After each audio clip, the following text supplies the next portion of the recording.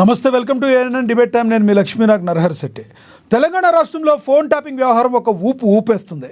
గత బీఆర్ఎస్ ప్రభుత్వ హయాంలో జరిగిన ఫోన్ ట్యాపింగ్ వ్యవహారం ఎంతగా సంచలనం సృష్టించిందనేది మనందరికీ తెలుసు. తాజాగా ఈ కేసులో ఇప్పుడు సంచలన విషయాలు వెలుగులోకి వచ్చాయి. 2023 నవంబర్ 15 నుంచి 30వ తారీఖు వరకు ప్రణీత్ రావు అండ్ టీం సుమారుగా 4013 ఫోన్ నెంబర్లు ట్యాపింగ్ చేసినట్టుగా సిట్ తేల్చింది. ఫోన్ ట్యాపింగ్ బాధితుల్లో ఏకంగా 618 మంది పొలిటికల్ లీడర్లు ఉన్నారు.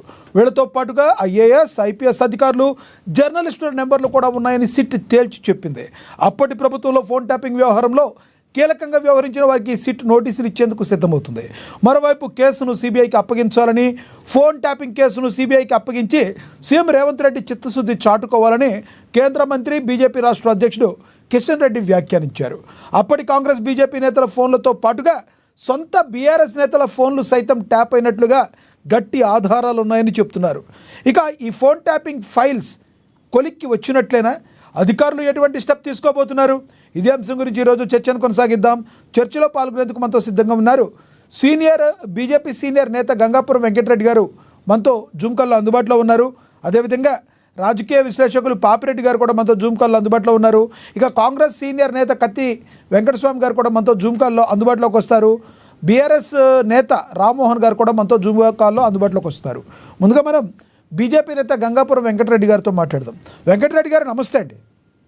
నమస్తే నమస్తే నమస్తే వెంకటరెడ్డి గారు, ఈ ఫోన్ ట్యాపింగ్ వ్యవహారం కొంచెం ముందుకు కదిలింది అనుకోవచ్చా? రానున్న రోజుల్లో ఒక స్పష్టత వచ్చి ఎవరైతే తప్పులు చేశారో వాళ్ళు శిక్షింపబడతారని అనుకోవచ్చా? దీని వెనకాల ఉన్నవాళ్ళు, కారకులందరూ బయటకు వచ్చే అవకాశం ఉంది అనుకోవచ్చు. ఇప్పుడు లైవ్లో ఉన్నటువంటి మిత్రులు పాపిరెడ్డి గారు, వెంకటస్వామి గారికి, మీకు అందరు కూడా నమస్తే. మీరు అన్నట్టుగా ఇది ఒక కొలిక్ వచ్చే అవకాశం ఉంది. ప్రభుత్వము దాన్ని జాగ్రత్తగా డీల్ చేసి అసలైన వాస్తవాలు బయటకు వచ్చేటట్టుగా ప్రయత్నం చేస్తే బయటకు వస్తుంది. ఎందుకంటే గత 1 సంవత్సర కాలం నుంచి ఇది దర్యాప్తులో ఉన్నప్పటికీ కూడా ప్రభాకర్ రావు గారు స్పెషల్ ఇన్వెస్టిగేషన్ బాధ్యులైనటువంటి స్పెషల్ బ్రాంచ్కి సంబంధించినటువంటి ప్రభాకర్ రావు గారు అమెరికాలో ఉండడము, రాకపోవడము, ఆయన రాకుండా ఉండేటువంటి అనేక ప్రయత్నాలు చేసి విఫల ప్రయత్నం చేసిన తర్వాత చివరికి సుప్రీంకోర్టులో స్టే తెచ్చుకొని అరెస్టుకు సంబంధించి స్టే తెచ్చుకొని తిరిగి వచ్చిన తర్వాత కొంత కేసులో పురోగతి కనపడుతున్నటువంటి అంశం, దాంట్లో ఏం సందేహం లేదు. అంతకు ముందు ఇక్కడ ప్రణీత్ రావు గారు, పోలీస్ ఆఫీసరు రాధాకృష్ణరావు, తిరుపతి అన్న, వీళ్ళందరి నుంచి కొంత సమాచారాన్ని సేకరించి వాళ్ళని అరెస్ట్ చేసినటువంటి సందర్భం ఉంది. ఒక్కటి లక్ష్మీనాథ్ గారు, దీంట్లో కీలకంగా మనకు కనపడుతున్నటువంటిది ప్రభాకర్ రావు గారు. ఈ 3-4 ఒకే సామాజిక వర్గానికి చెందింది. అది పద్ధతి ప్రకారంగా ఒకే సామాజిక వర్గమా, లేకపోతే అనుకోకుండా అట్లా సామాజిక వర్గ బాధ్యతలు ఈ కేసుల్లో ఇరుక్కున్నారా అనేటువంటిది వేరే సంగతి. ఒక్కటి మనం చెప్పదలుచుకుంది ఏంటంటే, ప్రజాస్వామ్య విలువలను తూట్లు పడిచి వ్యక్తిగత జీవిత స్వేచ్ఛను, భావాలను తుంగలో దొక్కేసేటువంటి పద్ధతి లోపల రాజకీయ ప్రయోజనాల కోసము, ఆర్థిక ప్రయోజనాల కోసము, బ్లాక్మెయిల్ రాజకీయాల కోసము గత ప్రభుత్వం, కేసీఆర్ గారు ప్రభుత్వం చేసినటువంటి ఈ దురాగతమైనటువంటి పద్ధతి ఏదేందో సభ్య సమాజం అందరం కూడా ఖండించవలసినటువంటి అవసరం ఉంది. ఒక్కటి, ఫోన్ ట్యాపింగ్ అనేటువంటిది ప్రభుత్వాలు చేస్తాయి, దానికి ఏమీ నేను వ్యతిరేకించడం లేదు. శాంతి భద్రతలకు సంబంధించి కానీ, నక్సలైట్లకు సంబంధించి కానీ, శాంతి భద్రతలు కూడా తాత్కాలికమే ఆ ఉద్యమం ఉన్నప్పుడే.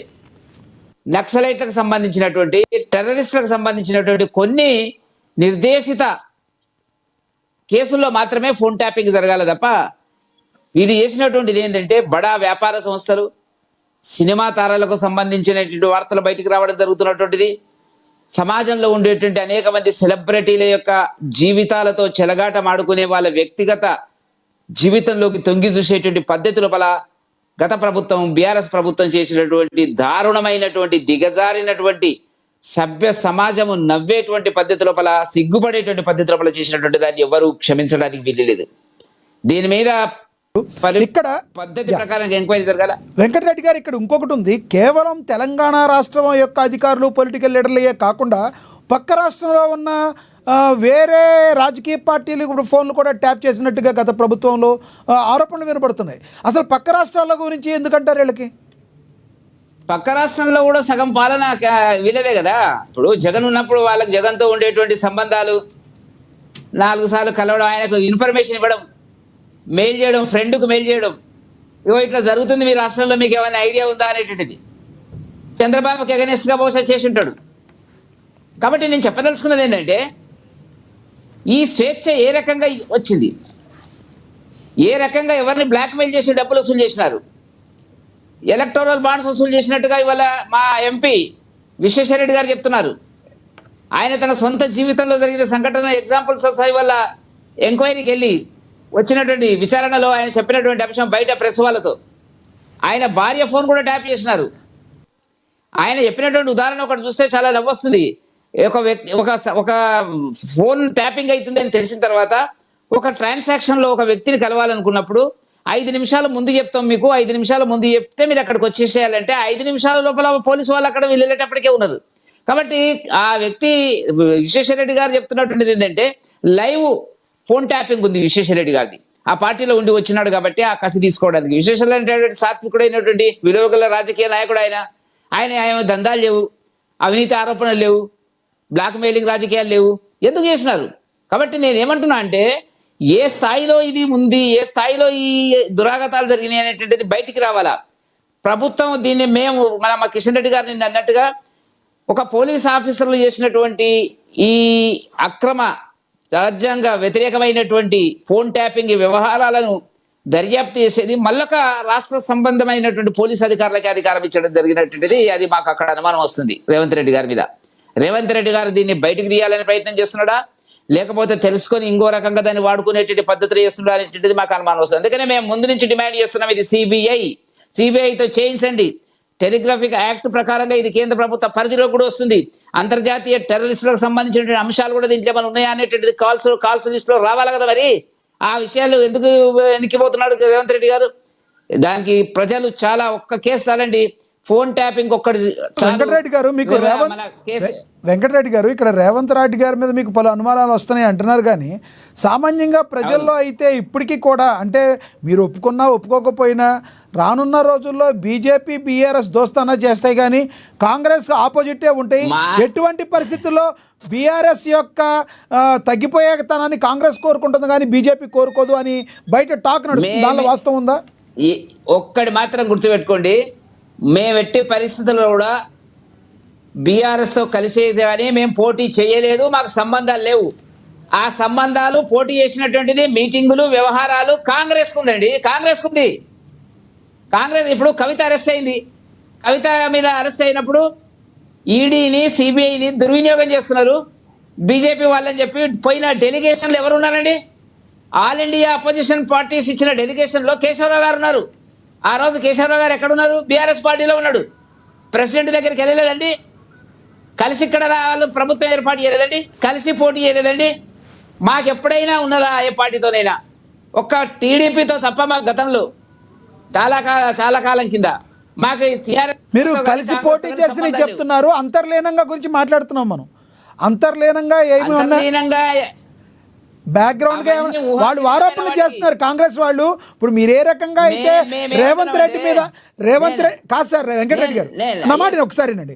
వెంకటరెడ్డి గారు, మీరు ఏదైతే రేవంత్ రెడ్డి మీద మాకు పలు అనుమానాలు ఉన్నాయి, దీన్ని సిబిఐకి అప్పచెప్పాలని మీరు ఏ విధంగా అంటున్నారు, అసలు ఈ బీఆర్ఎస్ బీజేపీ ఒకటే పెద్ద హైడ్రామా నడుస్తుంది కాబట్టే కల్వకుంట్ల కవిత లిక్కర్ స్కామ్ నుంచి బయటకు వచ్చేసిందని చెప్పి వాళ్ళు మాట్లాడుతున్నారు. ఇప్పుడు లిక్కర్ కేసులో అరెస్ట్ అయిండు, జగన్ అరెస్ట్ అయిండు, పోయినాడు బయటకు వచ్చినాడు. ఆ కేసు ఎంక్వైరీలో ఉంటాయి అంటే మొత్తం జీవితాంతం జైల్లో ఉంటారండి ఎవరన్నా?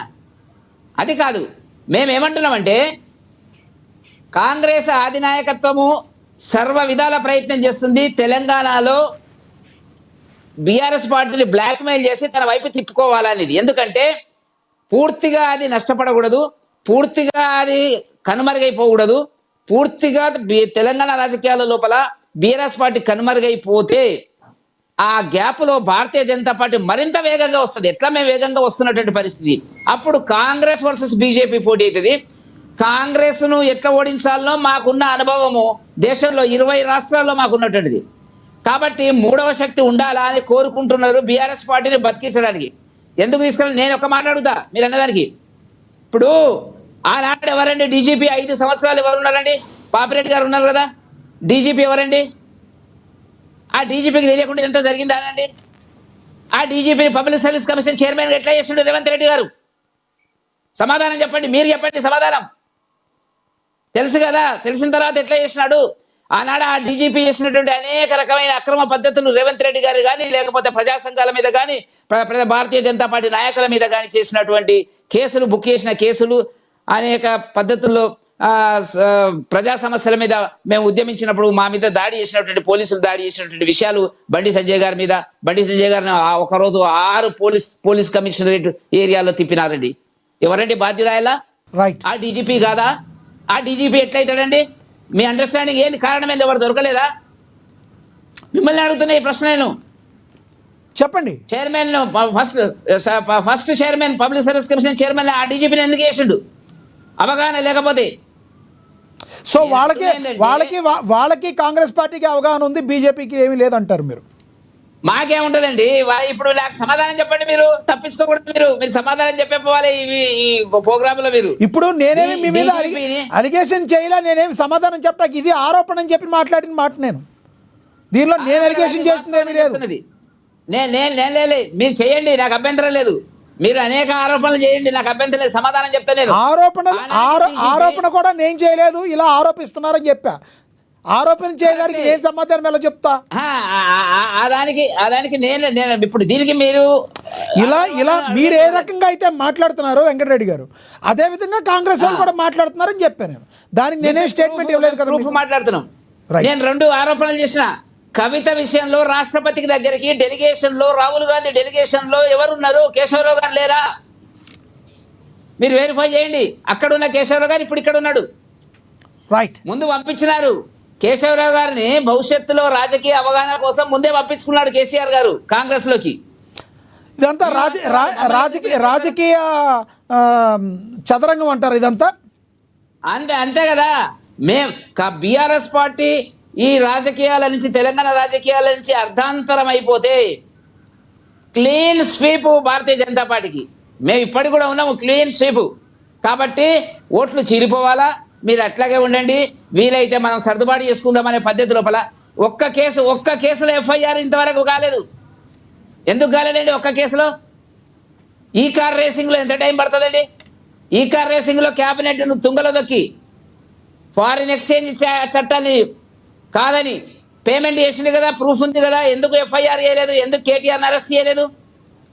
చెప్పండి సమాధానాలు. ఇవన్నీ కూడా నేను ఒక్కొక్క ఎగ్జాంపుల్ చెప్తున్నా. మమ్మల్ని ఎందుకు అటువైపు తిప్పుతారు? మాకు సంబంధం లేదు.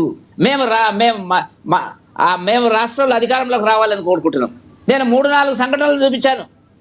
ఒక్క కేసులో కూడా కాంగ్రెస్ ఇవ్వలటి వరకు దర్యాప్తు చేసి ఎఫ్ఐఆర్ చేసిందా? చూద్దాము, చేస్తుందేమో చూడండి. ఇంకా భవిష్యత్తులో ఇది రోజు ఒక్కరిని పిలవడం ఎందుకండి? ఫోన్ ట్యాపింగ్లో నలుగురు పిలవచ్చు కదా. 2 నెలల్లో టార్గెట్ చేయొచ్చు కదా. మొత్తం ఎంక్వైరీ కంప్లీట్ చేయొచ్చు కదా. ఎందుకు చేస్తలేదు అని అడుగుతున్నా. ఇది ఒక డ్రామా. రోజు సీరియల్ లాగా ఒక డ్రామా నడిపిస్తున్నాడు రేవంత్ రెడ్డి గారు. ఎందుకు సిబిఐ అంటే ఏమొస్తుంది? లోకల్ పోలీసు వాళ్ళ ఎవరి కంట్రోల్లో ఉంటారండి? ఆ పోలీసు వాళ్ళతో ఈ పోలీసు వాళ్ళకి సంబంధం. రైట్. బీజేపీ ఇంతవరకు ఎటువంటి డ్రామా బీజేపీకి తెలియదు. బీజేపీ ఓన్లీ రాజకీయ పార్టీ కాదు, ప్రజల కోసం పుట్టిన పార్టీ అని మీరు అంటారు. ఇట్లాంటి డ్రామాల్లో బీజేపీకి ఏ పాత్ర లేదు.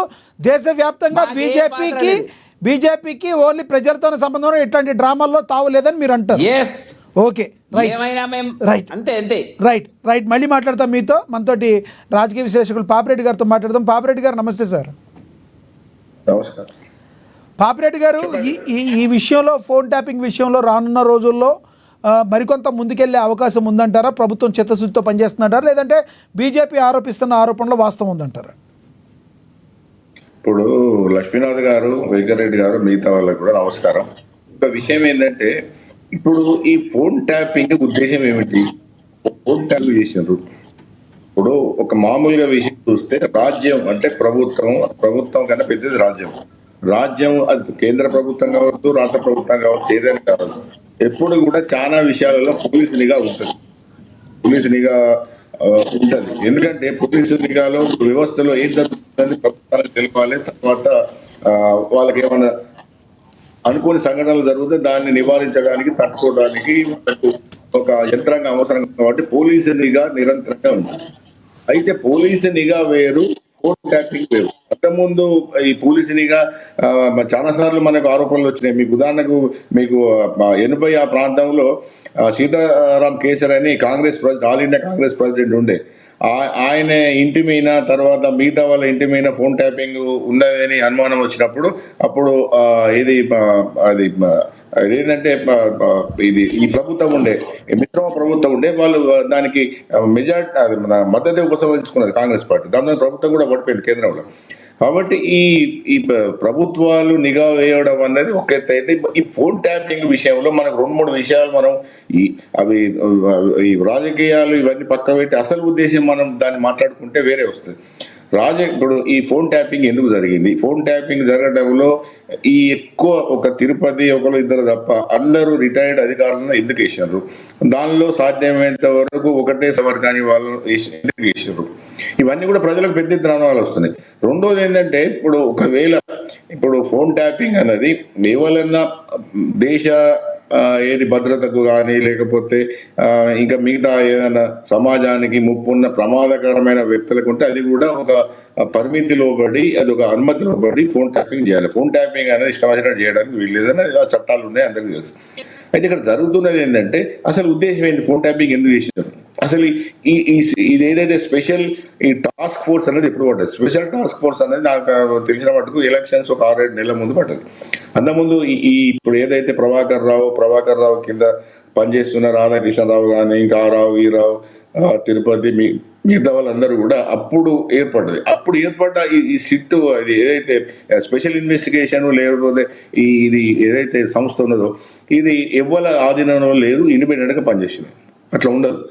అయితే ఏంటంటే ఇలా ఎక్కువ భాగం ఇది రిటైర్డ్ అధికారులు.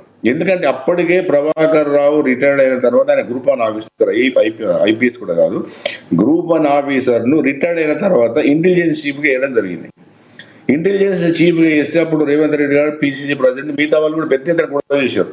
ఒక రిటైర్డ్ ఐపీఎస్ ఆఫీసర్ను ఇంటెలిజెన్స్ చీఫ్ పెట్టేస్తారు, అది అన్ని నియమాలకు విరుద్ధం అంటే దాన్ని తీసేసి ఏం చేశారు, దాన్ని ఈ టీం ఒకటి అన్ని వ్యవస్థల కన్నా కూడా బలవంతమైన అన్ని ఇప్పుడు హైడ్రా లెక్కనే ఇప్పుడు రేవంత్ రెడ్డి హైడ్రాకి ఏ విధంగా పవర్లు ఇచ్చాడో ఈ ఇన్వెస్టిగేషన్ ఏజెన్సీకి ఆ విధంగా పవర్స్ ఇచ్చి ఇచ్చారు. అసలు ఉద్దేశం ఏంటి? ఎందుకు చేశారు? అసలు ఇది ఒక సంస్థ నెలకొల్పాల్సిన వచ్చింది, ఈ ఫోన్ ట్యాపింగ్ ఎందుకు పాల్పడ్డారు అంటే, ఎలక్షన్స్ ముందు అప్పటికే టీఆర్ఎస్ ప్రభుత్వానికి కొంత అనుమానాలు, భయాలు, ఏమన్నా అనేకమైన ఇది కొద్దిగా సమస్యలు వచ్చినాయి. అయితే వాళ్ళు ప్రజలను వదిలిపెట్టి ఇదేదైతే అనుకోని ఏది అక్రమార్గాలు, ఒక విధంగా అక్రమార్గం ఇదేంటంటే అపోజిషన్ లీడర్స్ అన్ని ఫోన్ స్టాప్ చేయడం, అపోజిషన్ పార్టీలకు ఎవరైతే ఇండస్ట్రియలిస్టులు కానీ, ఫైనాన్సర్స్ కానీ, పెట్టుబడిదారులు కానీ ఎవరు వీళ్ళకు ఫైనాన్సింగ్ చేస్తారు ఎలక్షన్స్లో, డబ్బులు ఎక్కడి నుంచి వస్తున్నాయి. తర్వాత మూడోది ఏంటంటే, ఎలక్షన్లో టీఆర్ఎస్కు సజావుగా వాళ్ళు డబ్బుల పంపిణీ ఎట్లా పోవాలి సాఫీగా, తర్వాత మిగతా పార్టీల వాళ్ళ యొక్క డబ్బులను ఏ విధంగా అడ్డుకోవాలి, ఇవన్నీ విషయాలు కాదు, మామూలు విషయాలు లెక్క పెడితే రేవంత్ రెడ్డి ఇవన్నీ వెంకరెడ్డి గారు ఇవన్నీ ఉంటే, కానీ దాన్ని మనం అసలు ఉద్దేశం చూస్తే ఇది మళ్ళీ 3వసారి టీఆర్ఎస్ ఏదో విధంగా అధికారం రావడం కోసం చేసిన ఇది ఒక విధంగా అనైతికము, అక్రమం. ఎందుకంటే ఆ విధంగా ప్రతి పెట్టుబడిదారు మీద, ప్రతి బిల్డర్ మీద పెట్టారు. ఒక దగ్గర వచ్చిన కేసు ఏంటంటే, మీకు ఇప్పుడు కూడా ఇట్లా ఇప్పుడున్న శ్రీనివాసరెడ్డి అప్పుడు సిటీ కమిషనర్ ఉండే, ఆయన తీసేసారు, మళ్ళీ మార్చారు. ఆయన ఉన్నప్పుడు పాపిరెడ్డి గారు ఈటెల రాజేంద్ర గారు కూడా కమెంట్స్ చేశారు.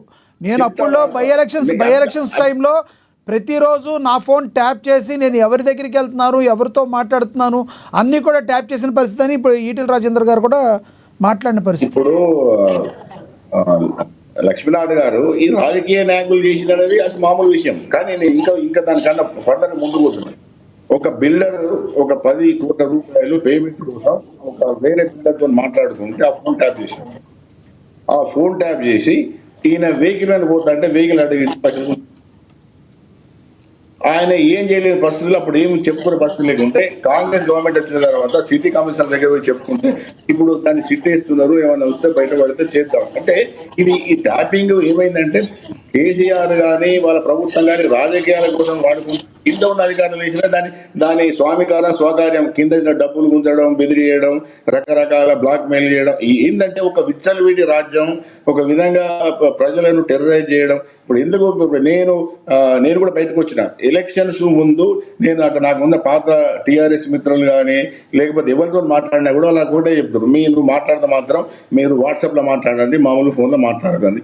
మా అన్ని ఫోన్లు కూడా ట్యాపింగ్లు ఉన్నాయి. ఎవరితో మాట్లాడినా ఉన్నాయి అనుకుంటే ఎలక్షన్లు ఒక 6 నెలల ముందు చాలా మంది ఎవరైతే మీడియాలో పనిచేసే వాళ్ళు కానీ, అది ఎలక్ట్రానిక్ మీడియా కానీ, ప్రింట్ మీడియా కానీ, లేకపోతే యాక్టివిస్టులు కానీ, ఎలక్షన్లో తిరిగే వాళ్ళు కానీ, రాజకీయ నాయకులు చాలా వాళ్ళ మీద ఫోన్ ట్యాపింగ్ ఉంది, నిఘా ఉంది. చాలా మంది నేను అనుకుంటే ఒక 6 నెలలు చాలా మంది మామూలు సెల్లుని ఎవరు వాడారంటే అదే సెల్లులో ఈ వాట్సాప్ కాల్స్ వాడుతుంటారు. ఎందుకంటే ఆ లెవెల్లో పోయింది. అప్పటికి జనాలు తెలిసిపోయింది, అందరి ఫోన్లు కూడా ట్యాప్ అవుతున్నాయి, జరుగుతున్నది ఇన్ఫర్మేషన్. కానీ ఇది అంతే చేశారు. అసలు ఇంటెన్షన్ ఏంది, అసలు పాయింట్ అది ఇంటెన్షన్ ఏంది అనుకున్నప్పుడు ఇప్పుడు ఉదాహరణకు మనకు లెక్కలు వస్తున్నాయి. ఏంది అక్కడ రాధాకిషన్రావు దొరికిన తర్వాత కొన్ని విషయాలు ఎక్కువ వచ్చినాయి. రాధాకిషన్రావు ఏం చెప్పిండు, నాకు నా బాస్ అయిన ప్రభాకర్ రావు గారు చెప్తేనే చేసినాడు.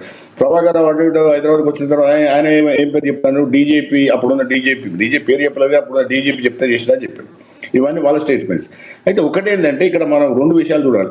అధికారులు అక్కడ కేవలం నిమిత్త మాత్రులు, ఒక పావులు, ఆ పావులుగా ఉపయోగపడ్డారు. ఆ పావులుగా వాళ్ళకి దగ్గర ఉన్న వాళ్ళు వేసుకొని బయటకు రాకుండా చూసుకోవడానికి ఆ ఫోన్ ట్యాపింగ్లో వాళ్ళని పెట్టుకున్నారు. అంతేగాని వాళ్ళకి స్వతంత్ర నిర్ణయాధికారం లేదు, వాళ్ళు పెద్దగా వాళ్ళు చేసింది కూడా లేదు. కాకపోతే దాంట్లో కొంత దొంగలు తయారై వాళ్ళు ఎక్కువ డబ్బులు సంపాదించడం, మిగతా యాక్టివిటీ చేసింది. కానీ ఇదంతా కేవలం అప్పుడున్న ప్రభుత్వం, అప్పుడున్న రాజకీయ ఉద్దేశాల కోసం, రాజకీయంగా దాన్ని లబ్ధి కోసం వాడుకున్నారు కాబట్టి ఇది వచ్చింది. కాకపోతే ఏంటంటే ఇప్పుడు మామూలుగా డిస్కషన్ చేస్తే ఇప్పుడు రేవంత్ రెడ్డి ప్రభుత్వం కూడా అందరినీ నిఘా పెడతలేదా, లేదా మోడీ గారి ప్రభుత్వం నిఘా పెడతారు. నిఘా లేదంటే ఎవరు ఒప్పుకుంటారు కదా, తమాయకులు కాదు. నిఘాలో కూడా ఒక పద్ధతి ఉంటుంది, ఒక స్థాయి ఉంటుంది. కానీ మొన్న ఫోన్ ట్యాపింగ్ వ్యవహారంలో అన్ని కూడా దాటిపోయారు. అది వేయడము, దానికి అధికమైన పవర్స్ ఇవ్వడము, అందులో రిటైర్డ్ వాళ్ళని పెట్టడము, ఎలక్షన్స్ కోసం అడుగులు. ఇప్పుడు మీకు అది కూడా ఇక్కడ వెంకరెడ్డి గారు ఇక్కడ మన బై ఎలక్షన్ అయింది కదా, రాజగోపాల్ రెడ్డి గారు ఓడిపోయినారు. దాని పేరైంది అది by election, MLA by election ఓడిపోయారు కదా నల్గొండ జిల్లాలో. అది ఎమ్మెల్యే కాన్స్టిట్యూషన్, ఆ ఎమ్మెల్యే కాన్స్టిట్యూషన్ అది జరిగినప్పుడు ఆయన ఒక విధంగా రాజగోపాల్ రెడ్డి కాంగ్రెస్నే కాదు, అప్పుడున్న టీఆర్ఎస్నే కాదు, ఆఖరి బీజేపీని కూడా ఆయన అక్యూజ్ చేశారు. బీజేపీ కూడా నాకు కోఆపరేట్ చేయలేదు, బీజేపీ వాళ్ళు కూడా చేయలేదు, నన్ను పైసలు మధ్యనే లేదు, టీఆర్ఎస్ వాళ్ళు స్వేచ్ఛగా పోలీసు వ్యాన్లలో పట్టుకుపోయే డబ్బులు వంచారు కాబట్టి నేను డబ్బులు వంచగలిగితే నేను గెలిచేది.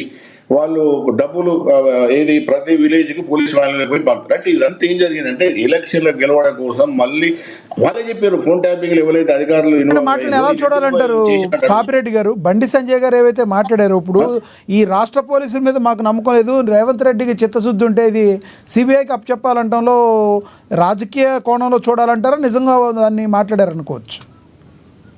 ఇప్పుడు ఒకటి దానిలో కొంత వాస్తవం ఉన్నది, కొంత రాజకీయం ఉన్నది. వాస్తవం ఏంటంటే సెంట్రల్ గవర్నమెంట్ ఏజెన్సీ అయితే సిబిఐ అయితే కొంత మేరకు అది స్వతంత్రంగా పనిచేయదు. అయితే సిబిఐ మీద కూడా అనేక ఆరోపణలు ఉన్నాయి, అనేక అభియోగాలు. సిబిఐ కూడా బీజేపీ ప్రభుత్వానికి, బీజేపీ పార్టీకి అనుకూలంగా పనిచేస్తున్నదని అన్ని ఆపరేషన్ పార్టీస్ అక్కడ కూడా ఆరోపించారు. కాబట్టి సిబిఐ కూడా ఆరోపణలు లేకుండా అదే పనిచేస్తుంది. సిబిఐని మోడీ ప్రభుత్వం వాడుకున్నది ఎఫెక్టివ్ గా, అంతకుముందు ప్రభుత్వాలు ఇవి వాడుకున్న వాళ్ళు కూడా, ఈవెన్ జర్నలిస్టులు, ఇంటలెక్చువల్స్, పొలిటికల్ లీడర్స్ కూడా చాలా మంది చెప్తున్నారు. కాబట్టి ఇక్కడ సమస్య ఏంటంటే ఇది పక్క వెళ్ళిన మిగతా విషయాలు, ఇది ఒక ఇన్వెస్టిగేషన్. ఇప్పుడు ఒక ఇష్యూ ముందుకు వచ్చింది, ఫోన్ ట్యాపింగ్. ఈ ఫోన్ ట్యాపింగ్ మనం మొత్తం ఎంక్వైరీని మనం దాన్ని కన్ఫైన్ చేసి అక్కడికి ఆగి నిజంగా ఇది జరిగిందా, జరుగుతూ ఏ లెవెల్ జరిగింది, జరగడం వల్ల రాజకీయ వాతావరణం విభిన్నంగా కలుషితమైంది, ఏది రాజకీయ నాయకులకు కానీ ప్రజలకు కానీ వాళ్ళ ప్రాథమిక హక్కు ఏ విధంగా భంగం జరిగింది, మిగతా ఇవన్నీ కూడా ముఖ్యమైన విషయాలు. కాబట్టి ఇది చాలా ఫోన్ ట్యాపింగ్ చాలా సీరియస్ విషయం. కాబట్టి దీన్ని రాజకీయ వెంకరెడ్డి గారు నేను కూడా రాజకీయానికి చూడకండి. ఇది కాంగ్రెస్ చేసినా మంచిదే, మీరు చేసినా మంచిదే. ఇద్దరు వాస్తవాలు బయటకు వస్తే భవిష్యత్తులో ఇటువంటి అనైతిక అంటే అన్వాంటెడ్ ఈ డెవలప్మెంట్ జరిగాయి ఈ పోలీస్ ఆఫీసర్స్ కూడా భయపడతారు. ఒకప్పుడు వైఎస్ఆర్ గవర్నమెంట్ లో ఐఏఎస్ ఆఫీసర్ సిస్టమ్ చేసిన తర్వాత చాలా మంది కూడా జైలుమైన తర్వాత నేను కూడా ఐఎస్ లెవెల్ ఉన్న కూడా ఐఏఎస్ ఆఫీసర్ సీనియర్స్ కూడా నేను మాట్లాడాను. చాలా మంది కూడా మాకు రిటర్న్ ఇన్స్ట్రక్షన్స్ ఉంటే మేము చేస్తాం కానీ ఊరలో ఏమని చెప్పారు. చాలా మంది కూడా మొగ పట్టుకొని చెప్పారు. మినిస్టర్ చెప్పినా ఈవెన్ సీఎం ఆఫీస్ వచ్చినా కూడా మాకు రిటర్న్ గా మీరు నోటు మీద రూరల్ పర్మిషన్ తోనే మేము చెయ్యం. కాబట్టి ఇప్పుడు ఏంటంటే ఈ అధికారులను కూడా ఉపయోగిస్తారు. ఎందుకంటే అధికారులకు కోడ్ ఆఫ్ కండక్ట్ ఉంటుంది, వాళ్ళకు ఎథిక్స్ ఉంటాయి, వాళ్ళకు ఒక ఉద్యోగ నియమావళి ఉంటుంది. అవన్నీ మర్చిపోయి సీఎం చెప్పింది కాబట్టి లేదా ప్రభుత్వం చెప్పింది కాబట్టి వాంతంతా వీందంతా వాని అది చేస్తాయి. అటువంటి ఎవరైతే ఆఫీసర్స్ ఉంటారో వాళ్ళకి కూడా ఖచ్చితంగా ఏదైతే చట్ట ప్రకారం ఏముంటుందో వాళ్ళ మీద కూడా ఎంక్వైరీ చేయాలి. తప్పు జరిగితే వాళ్ళ మీద కూడా శిక్షించాలి. కాబట్టి ఇది నా ఉద్దేశంలో కొద్దిసేపు రాజకీయాలు ఉంటాయి, రాజకీయాలు పక్క పెట్టినా రాజకీయ పార్టీలు పక్క పెట్టే, కానీ ఒకటేంటంటే ఖచ్చితంగా దీన్ని ఏదైతే లాజికల్ ఏంటంటారు అంటే అంతిమంగా ఎవరు దోషులు ఎందుకు చేశారు అంతిమంగా ఒక్కొక్క తీగ పోతున్నది. ఇప్పుడు కింది నుంచి తిరుపతి నుంచి మామూలు నుంచి భుజంగరావంతులు మొదలై రాధాకిషన్ రావు, Prabhakar Rao, DGP farmer DGP పేరు చెప్పకుండా ఆయన పేరు మహేందర్ రెడ్డి, అక్కడి నుంచి వెళ్ళి ఇప్పుడు నెక్స్ట్ స్టెప్ పోతే సీఎం గారికే పోతుంది. హోమ్ మినిస్టర్ తర్వాత సీఎం. ఎట్లా పోతుంది, ఏమవుతుంది, వీళ్ళు ఆ లెవెల్లో ఎంక్వైరీ చేయగలుగుతారా, అంత సిద్ధశుద్ధి ఉన్నదా, పట్టుదల ఉన్నదా? ఇప్పుడు వెంకరెడ్డి గారు అనే మాట అదే, అంతవరకు పట్టుదల ఉన్నదా లేదా దేనికైనా వాడుకుంటారు. ఎందుకంటే ఎవరిని అందరు రాజకీయాల కోసం వాడుకుంటారు. ఇప్పుడు అదేదో గొప్పగా ఏం లేదు, ఈ ప్రభుత్వం గొప్పగా ఉన్నది, ఆ ప్రభుత్వం గొప్పగా ఉన్నది, ఈయనేదో గొప్ప ఆయన అందరికి అదే చేస్తారు. కాబట్టి ఇది రాజకీయాలకు పక్క పెట్టి ప్రజలే పెద్ద ఎత్తున ఉద్యమించాలి, ప్రజలే దీని మీద స్పందించాలి, ప్రజలే ఇటువంటి అనాగరిక అన్యాయ అంటే ఒక విధమైన అన్వాంటెడ్ ఈ ఏదైతే ఈ పద్ధతులు ఉన్నాయో ఇవి చెయ్యొద్దు. ఎందుకంటే ఈ కామన్ మ్యాన్ కూడా దెబ్బతింటాడు కాబట్టి, అధికారంలో ఉన్న వాళ్ళు మామూలు వాళ్ళు కూడా వాళ్ళు లొంగ తీసుకుంటారు. కాబట్టి ఇది జరగద్దు అనేది ఒక పెద్ద ఏది ఒక చర్చ, ఒక విధమైన ఉద్యమం వస్తే కొంత వెనుక తగ్గే అవకాశం ఉంటుంది. రైట్. పాపిరెడ్డి గారు, మీతో మళ్ళీ మాట్లాడతాను. మనతోటి కాంగ్రెస్ సీనియర్ నేత కత్తి వెంకటస్వామి గారు జాయిన్ అయ్యారు, ఆయనతో మాట్లాడదాం. వెంకటస్వామి గారు నమస్తే అండి. వెంకటస్వామి గారు, నా వాయిస్ వినబడుతుందా మీకు? వినబడుతుంది. ఎస్ వెంకటస్వామి గారు, ఏదైతే ఉందో ఇప్పుడున్న ప్రస్తుత పరిస్థితుల్లో ఫోన్ ట్యాపింగ్ అనేది హాట్ టాపిక్గా మారింది. మరి సిట్ కూడా అందరి యొక్క వామూలాలను తీసుకుంటుంది. ఈ క్రమంలో బీజేపీ అయితే ఏం చెప్తుందంటే ఎటువంటి పరిస్థితుల్లో దీన్ని సిబిఐకి అప్పగించాలి, రాష్ట్ర పోలీసుల మీద అంత నమ్మకం లేదు, రేవంత్ రెడ్డికి చిత్తశుద్ధి ఉందంటే అని మాట్లాడుతున్నారు. అయితే బీజేపీ నాయకులు కూడా పరిస్థితి మాట్లాడుతుంది ఏంటంటే 100% ఇది వాళ్ళ నిరూపణ చేసుకోవాల్సిన బాధ్యత కాంగ్రెస్ పార్టీ మీద ఉందంటున్నారు. అంటే దీన్ని ఏ కోణంలో చూడాలంటారు? బీఆర్ఎస్ కాంగ్రెస్ పార్టీ ఒక రకమైన అండర్స్టాండింగ్లో ఉన్నట్టుగా మాట్లాడుతున్న మాటలని వాస్తవం ఉందంటారా? వాస్తవంగా ప్రజలకు తెలుసు, మీడియా వాళ్ళకి తెలుసు, రాజకీయాలు అందరికి తెలుసు. వాస్తవంగా అండర్స్టాండింగ్ లో ఉన్నది బీఆర్ఎస్ బీజేపీయా లేకపోతే బీఆర్ఎస్ కాంగ్రెస్ అనేది ప్రపంచానికంతా చెప్పు నేను తెలుసు, నాకు తెలియదు, నేను మళ్ళీ దాని ఎక్స్ప్లెనేషన్ ఇవ్వాల్సిన అక్కర్లేదు. సరే, ఇంకోటి అంటే బీజేపీ వాళ్ళు ఏమనుకుంటున్నారు అంటే వాళ్ళ ధోరణి ఎట్లు అంటే కాంగ్రెస్ ప్రభుత్వం బీజేపీ వాళ్ళు చెప్పినట్టుగానే మేము చేయాలనుకుంటుంది. మేము జవాబుదారీ బీజేపీ కాదు, మేము ప్రజలకు జవాబుదారీ. డెఫినెట్ గా ప్రజాభిప్రాయం మేరకు, ప్రజల యొక్క ఆకాంక్షల మేరకు పార్టీ ప్రభుత్వం నడిపిస్తుంది. ప్రజల డిమాండ్ మేరకు ఏం చేయాలో అది చేస్తుంది. రాజకీయంగా వాళ్ళ అవసరం కోసమో లేకపోతే వాళ్ళ ఉనికి కోసమో వాళ్ళు రకరకాల డిమాండ్ చేస్తారు. So we cannot dance according the tunes of the BJP and BJP concern people. We are ready to dance according to the tunes of the public. Always we are ready. So అది మేము చేస్తున్నాం. ఒక వ్యవస్థ మీద నింద వేస్తున్నప్పుడు చాలా ఆచితూచి ఒక బాధ్యతాయుతమైనటువంటి జాతీయ పార్టీ నేతలు కాస్త సంయమనంతో మాట్లాడాలి. సిట్లో ఉన్నటువంటి అధికారులు రాష్ట్ర పోలీసుల మీద మాకు నమ్మకం లేదనడం అనేది you are degrading the system. Police వ్యవస్థనే అవమానపరుస్తున్నారు. సిట్తో పాటు సిట్లో విషయాలు తేలకపోతే ఒకవేళ సిట్ అనేటువంటిది పని చేయకుండా దర్యాప్తులో చురుగ్గా పాల్గొనకుండా ఉన్న సందర్భంలో సిట్ పనిచేయడం లేదు కాబట్టి దీన్ని ఇంకో సంస్థకు అప్పచెప్పండి అని డిమాండ్ చేయడంలో అర్థం ఉంటుంది. కానీ సిట్ ఇవాళ యాక్టివ్గా it is doing the job. Enquiry కొనసాగుతుంది. కొన్ని అరెస్టులు జరిగినాయి, కొందరిని జైల్లో పెట్టినారు, కొందరు బెయిల్ తీసుకొని బయటకు వచ్చినారు. ఇవన్నీ కూడా సిట్ చేస్తున్నటువంటి కార్యక్రమాల్లో భాగమే. సో అట్లాంటప్పుడు ప్రభుత్వ చిత్తశుద్ధిని కానీ, ఇప్పుడు ఈ ప్రభాకర్ రావు గారు మొన్నటి దాకా విదేశాలలో ఉన్నారు. విదేశాల నుంచి ఇక్కడికి రావాల్సిందే, రాకపోతే బాగుండదు అనేటువంటి ఒక హెచ్చరిక ప్రభుత్వం పక్షాన లేకపోతే సిట్ పక్షాన పోయింది కాబట్టి ఆయన ఇక్కడికి దిగిండు కదా. సరే, రకరకాల ఆలోచనలు ఉన్నాయి. కేసీఆర్ మాట్లాడుకొని దిగిండు, లేకపోతే ఇంకో ఎవరితో మాట్లాడుకున్నా అల్టిమేటం ఇచ్చిందంటే ఈ రాష్ట్ర ప్రభుత్వానికి సంబంధించినటువంటి ఒక ప్రెస్టేజ్. వెంకటస్వామి గారు, ప్రధానంగా బీజేపీ చేసే ఆరోపణ ఏంటంటే కాంగ్రెస్ మీద సంవత్సరంన్నర నుంచి వీళ్ళు చేసే పనులన్నీ కూడా ఫోన్ ట్యాపింగ్ కేసు కావచ్చు, ఈ కార్ రేస్ కావచ్చు, దేనిలో అయినా ఆరోపణల వరకే కానీ దాని మీద ఒక స్టెప్ తీసుకుని ముందుకు వెళ్ళే ధైర్యం వీళ్ళు చేయట్లేదు. కాబట్టి వాళ్ళు ఒకటేని మాట్లాడుతున్న పరిస్థితి. సార్ నేనేమంటున్నంటే, ఒక్క కవితను అరెస్ట్ చేయడానికి ఎన్ని రోజులు తీసుకున్నారో మనకు తెలుసు. ఒక్క సుజాతది, సీఎం రమేష్ లాంటి వాళ్ళ మీద కేసులు కూడా పెట్టలేదు. భారతీయ జనతా పార్టీ నీతులు మాట్లాడుకోవచ్చు. ఒక ఏమంటారు వాషింగ్ మిషన్ పెట్టుకొని ఎవరెవరైతే అవినీతి చేపలు ఉన్నాయో ఆ చేపలన్నింటినీ తమ వాషింగ్ మిషన్ వేసేసి కడిగేసి అందరూ పునీతులైపోయినట్టు చెప్పుకోండి. భారతీయ జనతా పార్టీ నాకు కథలు చెప్తేండి. మీకు మా ప్రభుత్వం ఉన్న రోజులలో 2004 నుంచి 2014 మధ్యలో మా ప్రభుత్వంలో భాగస్వామ్యం ఉన్నటువంటి ఆనాడు రాజా కావచ్చు, లేకపోతే కనిమూలి కావచ్చు, వాళ్ళకి ఆరోపణలు మేము వాళ్ళ దగ్గర కేసులు పెట్టినాం, జైల్లో వాళ్ళు. జగన్మోహన్ రెడ్డి కూడా మా టైంలో ఆయన మా ఆయన కొరికే కదా మేము పెట్టినాం కదా. ఇవాళ కూడా సిట్ అనేటువంటిది దర్యాప్తు సంస్థ, లేదా ఈ రేస్ మీద కూడా జరుగుతుంది, దర్యాప్తు జరుగుతున్నది.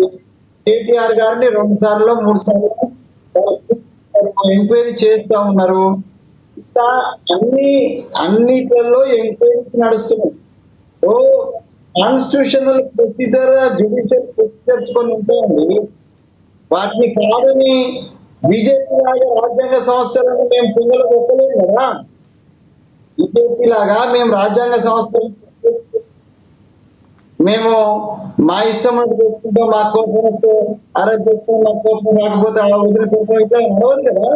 రాజ్యాంగ వ్యవస్థ ఒకటి ఉన్నది, దాని ప్రకారం మేము నడుచుకుంటున్నాం. ఒకవేళ ఈ రాజ్యాంగ వ్యవస్థలో జరిగేటువంటి కమిషన్ విషయంలో కావచ్చు, లేకపోతే విషయంలో కావచ్చు, ఫోన్ ట్యాపింగ్ కావచ్చు, ఇంకేదైనా ఎంక్వైరీ రిపోర్ట్ అక్కడ ఆగవుతుంది.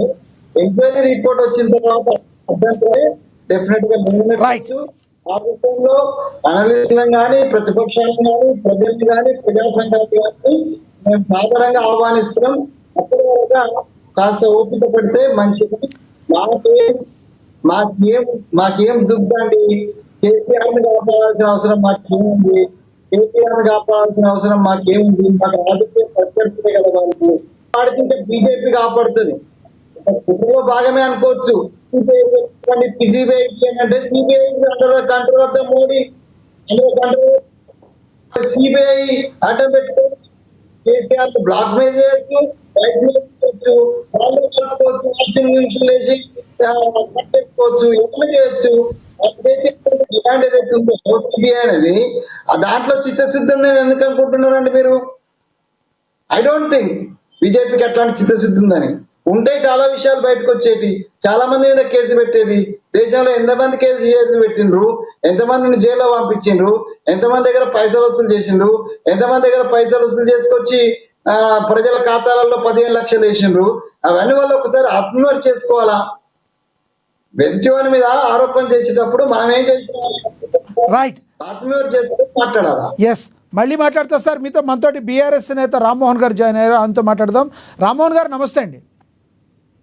నమస్తే అండి. రామ్మోహన్ గారు చర్చలోకి వెళ్ళే ముందు మన దగ్గర ఒక బయట ఉంది, విశ్వేశ్వర రెడ్డి గారు మాట్లాడారు. ఆ బయట చూద్దాం. ఎన్నో ప్రశ్నలు అడిగిండ్రు.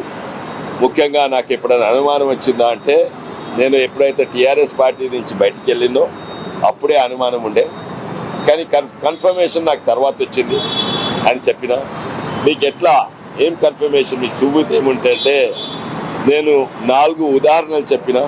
నా ఎలక్షన్స్ అప్పుడు 2019లో హుజూరాబాద్ ఎలక్షన్స్ అప్పుడు ఏమైనా జరిగిన, తర్వాత మున్గోడు ఎలక్షన్స్ అప్పుడు 4 ఉదాహరణలు చెప్పిన. మొట్టమొదటి ఏంటంటే, ఈ ఫోన్ ట్యాపింగ్ అనేది ఒక చిన్న భాగం. ఓవరాల్ ప్రజల ప్రైవసీని రెస్పెక్ట్ చేయకుండా, అది రాజకీయాల కొరకు, అంటే ఏదో నక్సలైట్లను పట్టుకుంటేందుకు కాదు, టెర్రరిస్టులను పట్టుకుంటేందుకు కాదు, రాజకీయానికి చట్ట విరుద్ధంగా వాడింది. ఎందుకంటే వీళ్ళకు అభద్రతా భావం చాలుండే. అట్లా చూస్తే ఆ టీఆర్ఎస్ బీఆర్ఎస్ వాళ్ళని కూడా ఫోన్ ట్యాపింగ్ అయింది. ఎందుకంటే వాళ్ళు తెలంగాణ తెచ్చుకున్న వాళ్ళు 2 నెలలనే వాళ్ళ పబ్లిక్ వాళ్ళకు వ్యతిరేకమైంది. ఉద్యమకారులు నేను అప్పుడు ఉంటిని. అయితే ఈ అభద్రతా భావము, ఇన్సెక్యూరిటీ వచ్చి ప్రతి ఒక్కరిని ఫోన్ ట్యాప్ చేయాలి. మేము ఓడిపోతున్నాం అనుకున్నాడు. అండ్ వాస్తవంగానే అప్పుడు 2018లోనే ఓడిపోతుంటుంది. వాళ్ళు ముందస్తు ఎలక్షన్ పెట్టిండ్రు. ఇవన్నీ రామ్మోహన్ గారు 2023 నవంబర్ 15 నుంచి 30 తేదీ వరకు ప్రణీత్ రావు అని టీం సుమారుగా 4013 ఫోన్ నెంబర్లు ట్యాప్ చేసినట్లుగా మరి ఈ సిట్లో తేల్చింది సిట్టు. ఫోన్ ట్యాపింగ్ బాధితులో ఏకంగా 618 మంది పొలిటికల్ లీడర్లు ఉన్నారంట. వీళ్ళతో పాటు IAS IPS అధికారులు కూడా ఉన్నారని, జర్నలిస్టుల నెంబర్లు కూడా ఉన్నాయని కూడా సిట్ తేల్చింది. ఏమంటారు? దీని ప్రధాన ఆరోపణలన్నీ ఏళ్ళన్నీ మీ వైపే చూపిస్తున్నాయి. ఏమంటారు? ముందుగా పెద్దలకు నమస్తే. నమస్తే. ఫోన్ ట్యాపింగ్ వ్యవహారం అనేది పూర్తిగా అది రాజకీయ ప్రేరిత కుట్రలాగానే కనిపిస్తుంది. అధికారులు ఎవరైతే ఉన్నారో కావాలని ప్రభుత్వం ఇబ్బంది పెట్టడానికి వాళ్ళు పర్సనల్ గా ఉపయోగించుకోరు. వాస్తవానికి ఏంటంటే ఫోన్ ట్యాపింగ్ వ్యవహారం అనేది గడిచిన 6 దశాబ్దాలుగా రాష్ట్ర ప్రభుత్వాలు, కేంద్ర ప్రభుత్వం చేస్తున్న పని ఇదంతా. ఇందులో మనం దురదృష్టం ఏంటంటే, ఈ అధికారులు ఎవరైతే ఉన్నారో ఈ అవకాశాన్ని ఉపయోగించుకొని దాన్ని సొంతంగా వాడుకున్నారు. వాళ్ళు ఈ యొక్క సొంత ఎజెండా అమలు చేయడంతో ఇలాంటి ఇబ్బందులు తలెత్తినాయి. లేకపోతే ఇంత పెద్ద ఎత్తున చూడండి, మీరు టీఆర్ఎస్ పార్టీ నాయకుల ఫోన్లు కూడా ట్యాపింగ్ అయినాయి. మరి అటువంటిప్పుడు సొంత పార్టీ పనిచేయదు ప్రభుత్వం. కాబట్టి దీంట్లో వీళ్ళు వ్యక్తి ఎవరైతే అధికారులు మనలో తిరుగుబాటు బావట ఎవరే ఎగరేస్తారు? ఎటువంటి అటు ఆ గోడ మీద పిల్లలు కొంతమంది ఉంటారు కదా, వాళ్ళని కంట్రోల్లో పెట్టడానికి చేసి ఉంటారు అనుకోవచ్చు కదా. అట్లా ఏముండదండి. టీఆర్ఎస్ పార్టీలో తెలంగాణ ఉద్యమకారులందరూ కూడా ఇంచుమించు 90% కూడా కేసీఆర్ గారి నాయకత్వాన్ని బలపరిచిన వాళ్ళే. ఇష్టం లేని వాళ్ళు బయటకు వెళ్ళిపోయారు. అంతేగాని ఎక్కడ కూడా తిరుగుబాటు చేయాలి, పాటించాలి ఆలోచన ఎవరికి లేదు. ఎప్పుడు రాదు కూడా. వచ్చినా దాని సక్సెస్ కాలేదు అందులో. దాని పెద్ద విషయం కాదు పార్టీకి. కానీ ఇది అధికారులు ఎవరైతే ఇన్నాళ్ళు ఉన్నారో కావాలని చెప్పి వాళ్ళు సొంత ఏజెండా అమలు చేసి కొన్ని నెంబర్లు, అనవసరమైన నెంబర్లు కూడా వాళ్ళు ట్యాప్ చేసి వ్యాపారస్తులవి, ఉద్యోగులవి, కోర్టు సంబంధించిన సుప్రీంకోర్టు, మన హైకోర్టు జడ్జిలు కూడా ట్యాపింగ్ చేసిన విషయం కూడా మనకు బయటకు రావడం జరిగింది. ఇది పూర్తిగా అధికారులు అమలు చేసిన ఎజెండానే. ఇందులో ప్రభుత్వానికి ఎలాంటి సంబంధం లేదు. గత ప్రభుత్వానికి ఖచ్చితంగా దాని కొరకని ఒక రకంగా ఇది గత ప్రభుత్వ వైఫల్యంగా భావించవచ్చా? అంటే మీ ప్రభుత్వ హయాంలో జరిగినప్పుడు అది ప్రభుత్వ వైఫల్యంగానే చూడాలి కదా. అధికారులు ఏం చేస్తున్నారో కూడా ఒక కన్నేసి ఉంచాల్సిన బాధ్యత మీ ప్రభుత్వం మీదే ఉంటుంది కదా. ఖచ్చితంగా అండి. ఈ రోజు మీరు గమనించండి, అందులో ఒక రాసిరు. ఇప్పుడు ఒక దొంగతనం జరిగినప్పుడు పోలీస్ వాళ్ళు ఏం చేస్తారంటే, ఇక్కడ ఉన్నటువంటి కాల్ డేటా తీయడానికి ఒక 3 నెంబర్లు యాడ్ చేసి పంపిస్తారు అక్కడికి. ఆ 3 నెంబర్ల కింద 2 పర్సనల్ నెంబర్లు యాడ్ చేసి వాళ్ళు పంపినప్పుడు అక్కడ ఉన్న అధికారులకు తెలియదు, SHBకి తెలియదు, అటు ఉన్న వాళ్ళు ఇచ్చేవారు కూడా తెలియదు. ఆ మధ్యలో ఏం జరుగుతుందో కన్వర్సేషన్ ఉన్న వాళ్ళు ఏం చేస్తారంటే, అటు నుంచి లెటర్ వచ్చింది కాబట్టి ఇచ్చేస్తారు. కాబట్టి ఇటువంటి చిన్న పొరపాటు జరుగుతాయి. దానితో మాత్రం ఇది ప్రభుత్వం వైఫల్యం కిందికి రాదు. ప్రభుత్వం బాధ్యత వహించాల్సి ఉండే, చూసుకునేది ఉండే. అందులో కొంచెం పొరపాటు జరిగింది కాబట్టి ఈరోజు అబాస్ పాలు అవుతున్నాం. ఇంట్లో ఏదో టీఆర్ఎస్ పార్టీ తప్పు చేసి, కేసీఆర్ గారు తప్పు చేసిన ఈ రోజు బుద్ధ చల్లుతా ఉన్నారు. ఎంత మాత్రం సాహిత్యంగా తప్పకుండా ఎవరైతే అధికారులు ఈ వ్యవహారం నడిపించారో వాళ్ళదే పొరపాటు. ఎవరైతే అధికారులు ఈ రోజు ఒక్కొక్క విషయం, ఈ రోజు కాంగ్రెస్ ప్రభుత్వం అధికారులు చర్య తీసుకుంటే కూడా ఎక్కడ కూడా మేము కూడా ఎవరికి కూడా మద్దతు పలకడం లేదు. అధికారులు ఎందుకు చర్య తీసుకుంటారు, వాళ్ళకి ఎలాంటి మేము సాయం కూడా చేస్తలేదు. దాంట్లో గమనించాల్సింది ఏంటంటే, పూర్తిగా ఈ అధికారులు తప్పిదం వల్లనే, కేవలం ఇది జరిగిందంతా తప్పిదం వల్లనే. ఖచ్చితంగా వాళ్ళ పైన చర్య తీసుకోవచ్చు. ఇందులో ఎలాంటి టీఆర్ఎస్ పార్టీ ఇంటర్ఫరెన్స్ ఉండదు. ఇంతకీ మీ బీఆర్ఎస్ దోస్తానా జాతీయ పార్టీలనే ఏ పార్టీతో ఉండే అవకాశం ఉంది? వాళ్ళైతే వాళ్ళు మీరు ఒకటని వీరు ఒకటని వాళ్ళు మాట్లాడుతున్నారు. మీకు బీజేపీ అంటే ఇష్టమా, కొంచెం లేదంటే కాంగ్రెస్ అంటే ఇష్టమా? రాజకీయ పార్టీలో శత్రుత్వం మిత్రుత్వం ఉండదండి. ఒకటి మనం గుర్తుపెట్టుకోవాల్సింది ఏంటంటే ఈ రోజు తెలంగాణ సాధించడానికి పుట్టిన పార్టీ టీఆర్ఎస్ పార్టీ. మాకైతే ఎవరితో అవసరం లేదు. వాస్తవానికి టీఆర్ఎస్ పార్టీకి ఏ పార్టీతో అవసరం లేదు. మీరు చెప్పినట్టే రాజకీయాల్లో 2 రోజులు 4 కాదు కదండి రామ్మోహన్ గారు, 2 రోజులు 4 రాజకీయాల్లో కాదు కదా. కంప్లీట్ చేయలేండి. నేను ఏమంటారు, మాకు ఎవరితో అవసరం లేదు. ఎవరికన్నా మా దగ్గర అవసరం ఉందేమో వాళ్ళు చెప్పుకోవాల్సిన విషయం అది. ఎందుకంటే బీజేపీ పార్టీ ఏమంటది, కాంగ్రెస్ పార్టీ బీఆర్ఎస్ ఒకటి అంటది, కాంగ్రెస్ ఏమంటది, బీజేపీ బీఆర్ఎస్ ఒకటి అంటది. మీరు గమనించండి, ఆ ఇద్దరు పార్టీలకు కూడా ప్రధానమైన శత్రుతులు ఎవరంటే మేమే. అది గమనించుకోవాలి. ఎందుకంటే తెలంగాణ పార్టీ అత్యంత బలవంతమైన పార్టీ, అత్యంత ప్రజాదరణ, అత్యంత కార్యకర్త శక్తి కలిగిన పార్టీ ఏదంటే ఇలా బీఆర్ఎస్ పార్టీ. కాబట్టి కారణంగా వాళ్ళు ఇద్దరు కూడా భుజాలు తడుచుకుంటారు. బీజేపీ వాళ్ళు మమ్మల్ని కాంగ్రెస్ కలిపి అంటారు, కాంగ్రెస్ వాళ్ళు బీజేపీని మమ్మల్ని కలిపి అంటారు. కాబట్టి ఎవరు కూడా మేము లేకుండా ఇక్కడ రాజకీయమే లేదు. తప్పకుండా బీఆర్ఎస్ పార్టీకి ఎవరితో అవసరం లేదు. మాతో ఎవరికి అవసరం ఉందేమో చెప్పలే, మాకైతే మా దృష్టికి రాలేదు. మా అధినేత ఆలోచన చేస్తున్నారు ఆ విషయం. అంటే మీకు మరి ఎంఐఎం పార్టీతో ఏమైనా అవకాశం ఉందంటారు? మీకు వాళ్ళ అవసరం ఉందా? ఎందుకంటే బాగా కలుపుకుని వెళ్ళారు కదా మీరు కూడా ఎంఐఎంతో బాగా దోస్తాను చేశారు. రాజకీయాల్లో ఎవరికి కానీ శత్రుత్వం కానీ మిత్రుత్వం కానీ ఉండదు. రైట్. సందర్భాన్ని బట్టి, అవసరాన్ని బట్టి, ఆ రోజు ఉన్న కాజ్ బట్టి, ఆ రోజు సాధించాల్సిన విషయాన్ని బట్టి సంబంధిత అనుకూలమైనటువంటి ఏమంటారు దాన్ని భావసారూప్యం గల పార్టీలను సరే. ఈ 2 పార్టీలో బీఆర్ఎస్, బీజేపీ, కాంగ్రెస్ లో దేనికి భావసారూప్యత ఉందంటారు మీరు? ఇప్పుడు అది విషయం కాదు, సందర్భం కూడా కాదు. సందర్భం కాదు, అవసరం పడ్డప్పుడు, మీకు అవసరం ఉన్నప్పుడు రెండిట్లో ఏది బెస్ట్ గా ఫీల్ అవుతారు? అవసరం పడ్డప్పుడు ఆలోచన చేస్తాం. అదే చెప్తున్నారు. అప్పటికప్పుడు భావసారూప్యత వస్తుందా? మా దగ్గర అవసరం కాదు సార్, మీకు అవసరం పడినప్పుడు దానిలో ఏదో ఒక దానికి భావసారూప్యత సంతరించుకుంటుందా కొత్తగా?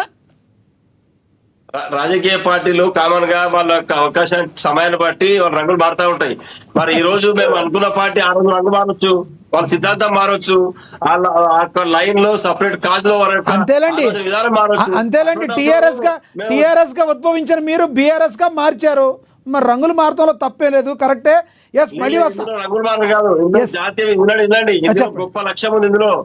ఎక్కడైతే భారతదేశంలో నార్త్ వాళ్ళని భారతదేశాన్ని పరిపాలించాలని గంపగుత్తగా భారతీయ జనతా పార్టీ కావచ్చు, కాంగ్రెస్ కావచ్చు, మనని అస్తమానం తొక్కేసే పని చేస్తా ఉన్నాం. కాబట్టి దీంట్లో గతంలో ఎన్టీ రామారావు గారు పెద్ద ఎత్తున నేషనల్ పార్టీ పేరు మీద దేశ రాజకీయాన్ని శాసించడానికి ప్రయత్నం చేసి, ఇప్పుడు కేసీఆర్ గారు రైతు యొక్క సమస్యల పైన అబ్కీ బార్ కిసాన్ సర్కార్ పేరు మీద జాతీయ పార్టీగా రూపాంతరం చెంది దేశంలో మనం భూమిక పోషించాలని ఉద్దేశంతోనే అటువైపు పోయినాం మనం. అదేంటోనండి అర్థం కాదు నాకు. అంటే పర్సనల్ గా చెప్తున్నాను.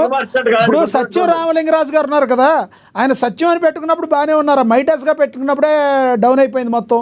మీరు టీఆర్ఎస్ గా ఉన్నప్పుడు బాగున్నారు, బీఆర్ఎస్ అని మార్చిన తర్వాత మొత్తం ఇదైపోయింది. ఎందుకో ఒక్కొక్క పేరు అలా కలిసి రాదు అనుకుంటా. ఓకే, ఏదైనా అవ్వచ్చు కారణం. ఎస్, మళ్ళీ వస్తాం మీ దగ్గర. మీరు కంక్లూడ్ చేద్దరు చెప్పండి. సత్యం రామలింగరాజు గారు పేరు మార్చుకొని ప్రజలందరినీ మోసం చేసి, వాటాదారులను మోసం చేసి లేని ఉన్నట్టు చూపించింది. టిఆర్ఎస్ పార్టీ బీఆర్ఎస్ గా రూపాంతరం చెందిన తర్వాత లేని ఉన్నట్టు చూపించలే మనం. రైట్. వెంకటరెడ్డి గారు కంక్లూడ్ చేయండి సార్. వెంకటరెడ్డి గారు కంక్లూడ్ చేసే ముందు బీజేపీ పార్టీ ఏదైతే ఉందో రాజ్యాంగాన్ని తొంగలో తొక్కినట్టు కాంగ్రెస్ పార్టీకి అటువంటి అగత్యం పట్టలేదు. మీరు అడుగుతున్నారు కదా ఎందుకు చేయలేదు తొందరగా, ఈ కార్ రేసింగ్లో ఎందుకు చేయలేదు అన్నారు కదా, దానికి సంబంధించి రియాక్ట్ అవ్వాలి. వెంకటస్వామి గారు చాలా మంచి ప్రశ్న అడిగినాడు. భారతదేశంలో రాజ్యాంగాన్ని తుంగలో తొక్కి ప్రాథమిక హక్కులను రద్దు చేసి 50 సంవత్సరాల అత్యవసర పరిస్థితిని విధించినటువంటి పార్టీ ఏదైతే ఉందో అంటే కాంగ్రెస్ పార్టీ. ఇవాళ దేశం మొత్తం మీద మేము దాన్ని ప్రజలకి తీసుకుపోతున్నటువంటి ఒక సందర్భం. అది ఏం జరిగిందండి 1975లో వెంకటస్వామి గారు కూడా ఉండుంటారు. ఆయన వయసు ఎంతనో నాకు తెలియదు. నేను అప్పటికి ఒక గవర్నమెంట్ కాలేజ్ లెక్చరర్గా పనిచేస్తున్నా. దారుణమైనటువంటి మానవ హక్కులన్నిటినీ తుంగలో దొక్కి దాడి చేసి ప్రజాస్వామ్య హక్కులను చేసినటువంటిది కాంగ్రెస్ పార్టీ. ఇవాళ రాహుల్ గాంధీ గారు పట్టుకొని తిరుగుతున్నాడు, ఓ బుక్కు రాజ్యాంగం అని పట్టుకొని తిరుగుతున్నటువంటి ఒక సందర్భం మనకు కనపడుతున్నటువంటిది ఒకటి. రెండవది, మేము ఎందుకు ఆరోపణ చేస్తున్నామంటే కాంగ్రెస్ పార్టీ ఇంతవరకు ఏ ఒక్క దర్యాప్తు కూడా, నేను చెప్పాను కదా, వెంకటస్వామి గారు కూడా చెప్తున్నాను, బీఆర్ఎస్ గవర్నమెంట్లో 5 సంవత్సరాలు డీజీపీగా ఉన్నటువంటి ఒక వ్యక్తిని ఆయన అనుమతి లేకుండానే ఫోన్ ట్యాపింగ్ జరిగిందా? కీలకమైన పదవిలో ఉన్నాడు కదా ఆయన ఎందుకు పబ్లిక్ సర్వీస్ కమిషన్ చైర్మన్గా మీరు చేసినారు? మొన్న కాళేశ్వరం ఎంక్వైరీ విజిలెన్స్ మీరు వేసిన విజిలెన్స్లో 17 మంది ఇంజనీర్ల మీద కేసులు బుక్ చేయాలనేటువంటిది వచ్చినప్పుడు దాంట్లో 6గురికి 7గురికి ఒక సామాజిక వర్గానికి సంబంధించిన 6-7 ఎందుకు ప్రమోషన్లు ఇచ్చినారు? మీకు అండర్స్టాండింగ్ ఉంది. కవిత విషయంలో ఆనాడు అక్కడి నుంచి కేశవరావు గారు మీ డెలిగేషన్లో రాహుల్ గాంధీ ప్రెసిడెంట్ దగ్గరికి వెళ్ళలేదా? కవిత ఈడీ సిబిఐ దుర్వినియోగం చేస్తుంది బీజేపీ అని చెప్తున్నారండి. మీరు ఢిల్లీలో చెప్తారు ఆ మాట, రాష్ట్రానికి వచ్చేమో రేవంత్ రెడ్డి గారు ఇంకో రకంగా మాట్లాడతాడు. కవిత విషయంలో జరిగింది ఏందో చెప్పాలి కదా. మీరు ఈడీలు కవిత విషయంలో కూడా ఈడీ సిబిఐ దుర్వినియోగం చేసిందా? ఆ మాట మీద స్పష్టత లేదు. నేనేమంటున్నా అంటే మీకు ఒక అవగాహన అనేటువంటిది, గతంలో మీరు కలిసి పనిచేసిండ్రు, ప్రభుత్వాలు ఏర్పాటు చేసుకుంటారు రాష్ట్రంలో కేంద్రంలో, మీకున్నది మేనమామల సంబంధం. మాకేం అవసరం అండి? బురదతో ఉన్న పార్టీ అది, అవినీతి పార్టీ. మాకేం అవసరం? వెళ్తున్నాము ప్రజల దగ్గరికి వెళ్తున్నాము, స్వయంగా ప్రజల దగ్గరికి వెళ్తున్నాము.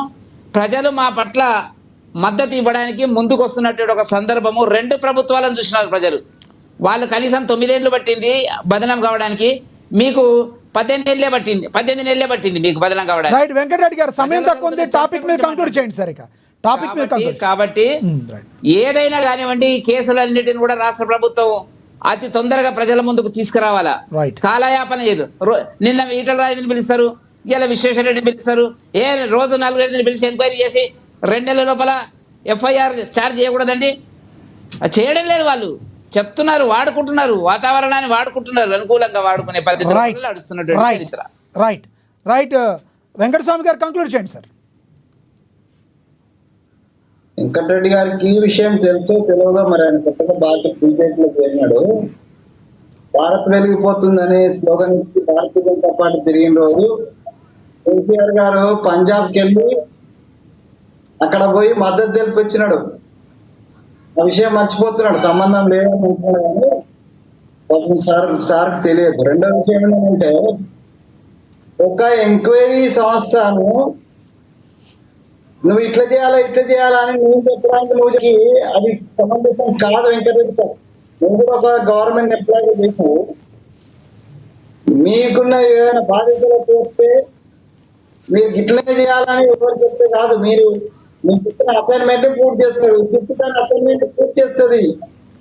కవిత విషయంలో ఇన్ని రోజులు తాత్సరమైంది అంటే మీరు ఏమైనా సమాధానం చెప్పిండ్రా? మీకు అవసరం ఉండి అనుకూలత వచ్చిన రోజు, అవసరం వచ్చిన రోజు బీఆర్ఎస్ తో మాట్లాడుకున్నారా, మాట్లాడుకోలేదా, లేకపోతే కేసీఆర్ ను బ్లాక్ మెయిలా, ఇంకేం చేసిందా, ఏదో చేసి మొత్తం మీదనైతే కవితకు సంబంధించిన ఎంత తాత్సారం జరిగిందో మీకు తెలుసు కదా. మరి అదేం దానికి మీరు సమాధానం చెప్పరు. అసలు కొంతమందిని అయితే ఇప్పటి వరకు ముట్టుకోలే కదా. అశోక్ చవాన్ అని ఒక ఆయన మహారాష్ట్రలో ఉంటాడండి. ఆయన గారు మా పార్టీ ముఖ్యమంత్రిగా ఉండే, తర్వాత పిసిసి అధ్యక్షుడిగా ఉండే. అప్పటిదాకా 100 ఆరోపణలు చేసిండు అశోక్ చవాన్ గారు.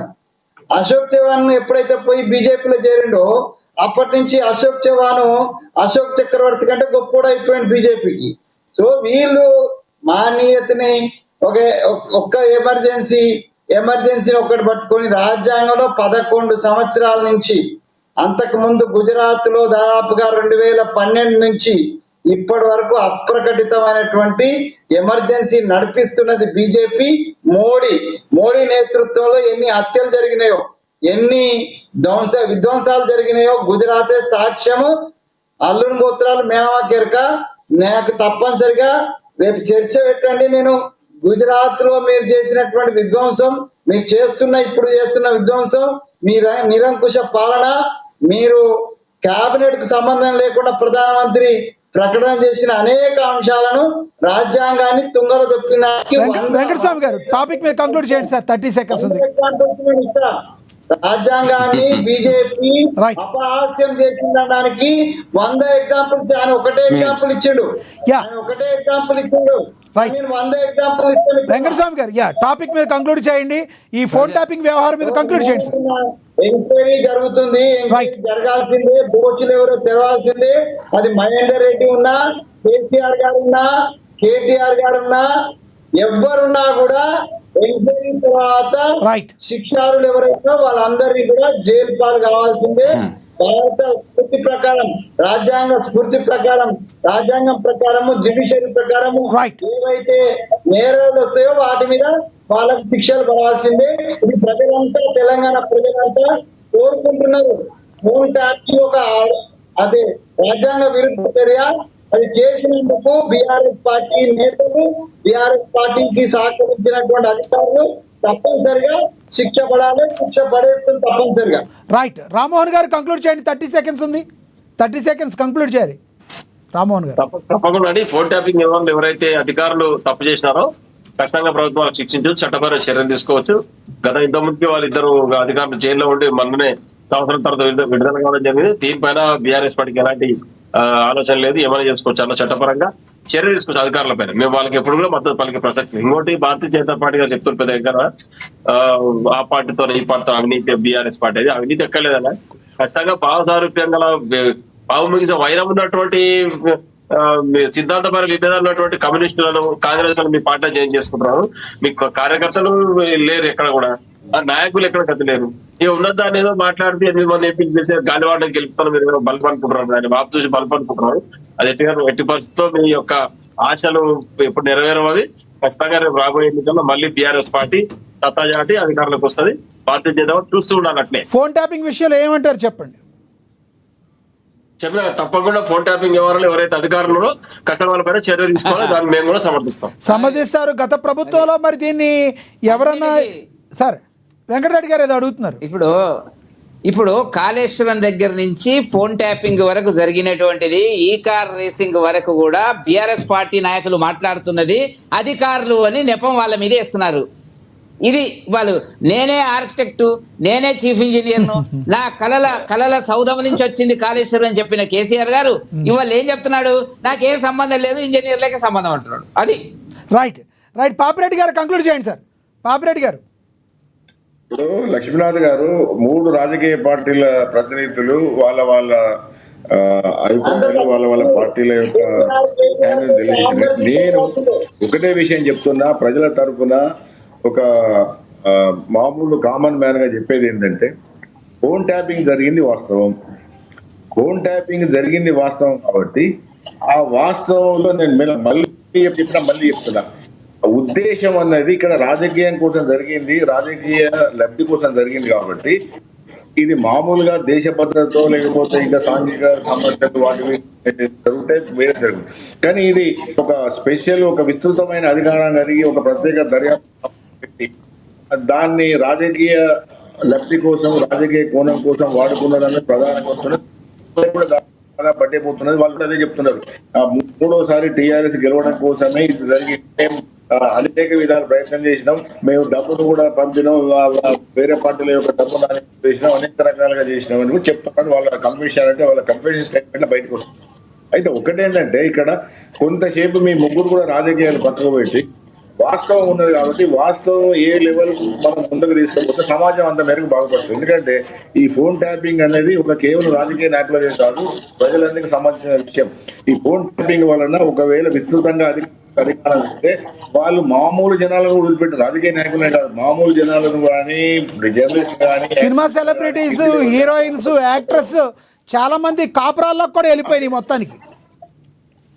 అదే చెప్తున్నా, అదే చాలా సీరియస్ విషయం కాబట్టి దీని మీద ఎటువంటి శేషభిషం లేకుండా, ఎటువంటి అనుమానం లేకుండా అది ఎక్కడి దాకా పోయింది, దానిలో అంతిమ నిర్ణయాధికారాలు ఎవరు చేశారు, ఎవరు దీన్ని ఫామ్ చేశారు, దాన్ని ఎవరు వాడుకున్నారు, ఎవరు రాజకీయ లబ్ధి పొందిండ్రు లేదా ఇంకో లబ్ధి పొందిండ్రు, ఆర్థికంగా పొందిరా, రాజకీయంగా పొందిరా, అధికారం పొందిరు, ఇవన్నీ కూడా ఖచ్చితంగా ఎటువంటి అనుమానాలు తాగులేకుండా ఎంక్వైరీ చేయాలి, బయటికి రావాలి. ముఖ్యంగా గవర్నమెంట్ ఎంక్వైరీ చేద్దాం అనుకున్నాం, అసలే మనం అది మొదలుపెట్టిన తర్వాత చేయదంటే ఇంకా అది మనం నెగిటివ్ ఉంటుంది. కాబట్టి గవర్నమెంట్ చేసిన తర్వాత ఒకవేళ సరిగా చేయకపోతే అప్పుడు మనం మాట్లాడతాం. కానీ కొంతసేపటి వరకు ఈ ప్రభుత్వానికి అవకాశం ఇస్తాం, ఆ ప్రభుత్వం ఏ విధంగా చేస్తుంది, ఈ విధంగా తీసుకుపోతుంది చూడాలి. నేను ఒక Right. లక్ష్మీనాథ్ గారు చెప్పేది ఏంటంటే ఇది తీవ్రమైన సమస్య. ఇటువంటి భవిష్యత్తులో జరగకుండా ఉండాలంటే అన్న రాజకీయాలకు అతీతంగా దీన్ని విమర్శించాలి. రైట్ రైట్ ధన్యవాదాలండి పాపిరెడ్డి గారు చర్చలో పాల్గొన్నందుకు. ఎస్, అక్కడ మీ దగ్గర ఏదో డిస్టర్బెన్స్ వచ్చింది, వినపడలేదు. ధన్యవాదాలండి పాపిరెడ్డి గారు చర్చలో పాల్గొన్నందుకు. ఇప్పుడు ఇంత దిగజారి ఒక నిమిషం చెప్పండి చెప్పండి చెప్పండి చెప్పండి. ఇప్పుడు వీళ్ళు ఎవరైతే దీనిలో ఫోన్ ట్యాపింగ్ లో ఇన్వాల్వ్ అయిన అధికారులు ఉన్నారో వాళ్ళందరూ రిటైర్డ్ అయిన వాళ్ళు. రిటైర్డ్ అయిన వాళ్ళు పెద్ద వేసి తర్వాత అధికారంలో ఉన్నప్పుడు కూడా అనేకమైన లాలూచీలు వాళ్ళను జూనియర్స్ కూడా ఇంపార్టెంట్ పొజిషన్ ఇచ్చి సీనియర్స్ పక్కకు పెట్టి డైరెక్ట్ ఐపీఎస్ పక్కకు పెట్టి ప్రమోషన్స్ కి ఈ విధంగా ఇచ్చిన తర్వాత వాళ్ళు చేసిన పనులు ఈ విధంగానే ఉంటాయి. కాబట్టి దీన్ని ఎన్కేవలు ఉన్నారు అనేది ముఖ్యమైతుంది. ఇప్పుడు ఏమైతుందంటే మనం ముందు కనబడుతున్న ఒక ముఖం కోణం కాబట్టి ఇటువంటివి కూడా మనం చేయొద్దు. ఏవైతే మెరిట్ ప్రమోట్ ఇస్తున్నారో పెద్ద ఎత్తున వాళ్ళకు ప్రమోషన్ చేయడం, వాళ్ళని అధికారాలు పెట్టడం. ప్రభాకర్ రావు రిటైర్డ్ అయిన ఒక గ్రూప్ వన్ ఆఫీసర్, ఆయన ఇంటెలిజెన్స్ చీఫ్ ఇవ్వడం చేయరు. నాకు ఫస్ట్ టైం నేనే శాంతి కేసీఆర్ చేసినప్పుడు, ఎందుకంటే సీనియర్ ఐపీఎస్ ఆఫీసర్ ఇంటిగ్రేట్ ఉన్న ఐఏఎస్ ఆఫీసర్ అవుతారు. కానీ అటువంటిది నేను పట్టుకొచ్చి పెట్టారు. పెళ్ళప్పుడు పొందుకలు కాబట్టి కాబట్టి ఇదంతా ఒకటి. మళ్ళీ నేను చెప్తున్నది అంటే ఇది ఖచ్చితంగా ఏమైనా ఎంక్వైరీ జరగాలి. ఎవరైతే దోషులు ఉంటారో ఖచ్చితంగా బాధ్యత వహించి శిక్ష వహించాలి. రైట్, ధన్యవాదాలండి చర్చలో పాల్గొన్నందుకు పాపిరెడ్డి గారు. ధన్యవాదాలండి కత్తి వెంకటస్వామి గారు. ధన్యవాదాలండి వెంకటరెడ్డి గారు, గంగాపురం వెంకటరెడ్డి గారు. ధన్యవాదాలు రామ్మోహన్ గారు చర్చలో పాల్గొన్నందుకు. ఏది ఏమైనప్పటికీ తెలంగాణ రాష్ట్రంలో ఫోన్ ట్యాపింగ్ వ్యవహారం ఒక ఊపేస్తుంది. గత బీఆర్ఎస్ ప్రభుత్వ హయాంలో జరిగిన ఫోన్ ట్యాపింగ్ వ్యవహారం ఎంతగా సంచలనం సృష్టించిందో మనందరికీ కూడా తెలుసు. తాజాగా ఈ కేసులో ఇప్పుడు సంచలన విషయాలు వెలుగులోకి వచ్చాయి. 2023 నవంబర్ 15 నుంచి 30వ తారీఖు వరకు ప్రణీత్ రావు అండ్ టీం సుమారుగా 4013 ఫోన్ నెంబర్లు ట్యాప్ చేసినట్టుగా సిట్ తేల్చి చెప్పింది. ఫోన్ ట్యాపింగ్ బాధితుల్లో 618 మంది పొలిటికల్ లీడర్లు ఉన్నారు. వీళ్లతో పాటుగా ఐఏఎస్ ఐపీఎస్ అధికారులు, జర్నలిస్టుల నెంబర్లు కూడా ఉన్నాయని సిట్ అయితే తేల్చి చెప్పింది. మరి అందరి వాంగ్మూలాలు కూడా ఒక్కొక్కరుగా మరి తీసుకుంటున్నారు. మరి చూడాలి రానున్న రోజుల్లో ఈ వ్యవహారం ఎక్కడి దాకా వెళుతుంది. తీగలు లాగితే డొంక కదిలినట్టుగా ఎక్కడ వరకు ఈ యొక్క వేళ్ళు కూకటిపై వేళ్ళతో ఉన్నాయో మరి వేచి చూడాల్సిన పరిస్థితి. ఇది వాళ్ళ స్పెషల్ డిబేట్. చూస్తూనే ఉండండి. ఏనా నమస్తే.